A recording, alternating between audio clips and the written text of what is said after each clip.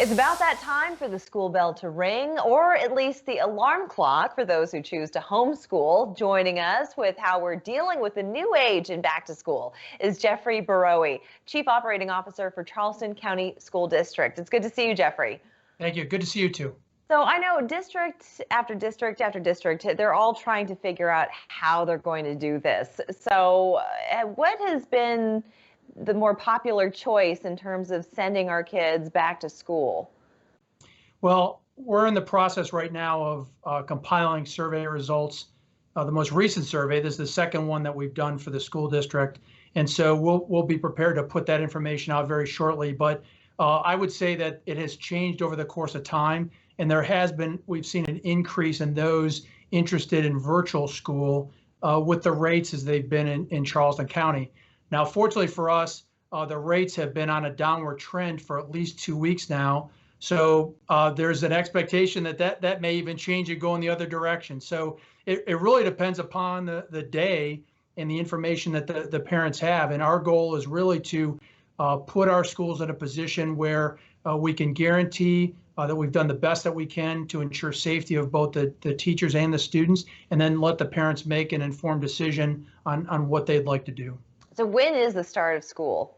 So the start of school is the 8th of September at this point, and we are looking at a full virtual option. So parents can join that option for if they're in a high school, it's a semester. If they're in elementary and middle, it's a quarter before they can choose a different path.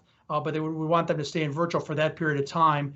And then the other option is on-site but temporarily remote. So we'll get kids back to school as soon as we possibly can in that option. What does that mean, on-site but temporarily remote? What does that mean? So based on the date where the board voted on the 27th of July, we were not in a position to bring all kids back to school. And so the temporary remote would be if the numbers had stayed the same as they were back then before the vote, because we have to pull the data together.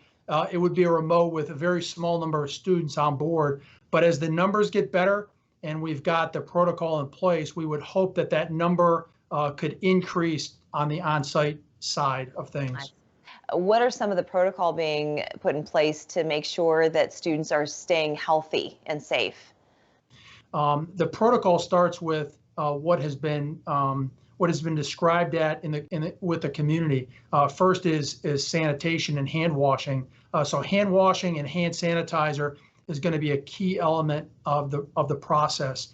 We're also looking at the current trends and the needs for social distancing. Obviously, if we can keep children and faculty 6 foot apart, that's ideal. But there's circumstances that we're just not going to be able to create that type of environment the entire school day, like on the school buses. And so there will be a need in some form or fashion to wear masks, both for students and faculty.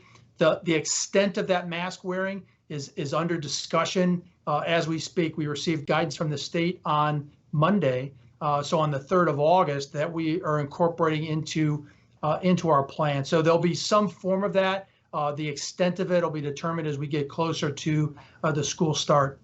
And I would imagine that sports, that's going to be put on hold because you don't want to have any kind of contact. And one final question I have for you, how do you keep people separated? We just have a few seconds left. How do you keep kids separated and observing social distancing? So clearly we're going to have to rely heavily on the teachers. It's going to be very different. Having less students in the class would make that easier. We're also looking at dividers on our tables to keep kids within a certain space. From a sports perspective, we're continuously looking at the opportunity to come back, even in small groups, to allow that conditioning to begin. We're hopeful that can begin shortly as well. We can only hope for some normalcy. Jeffrey, thank you so much. And for anyone who's interested in learning more information or for any updates, be sure to go to ccsdschools.com. We're back after this.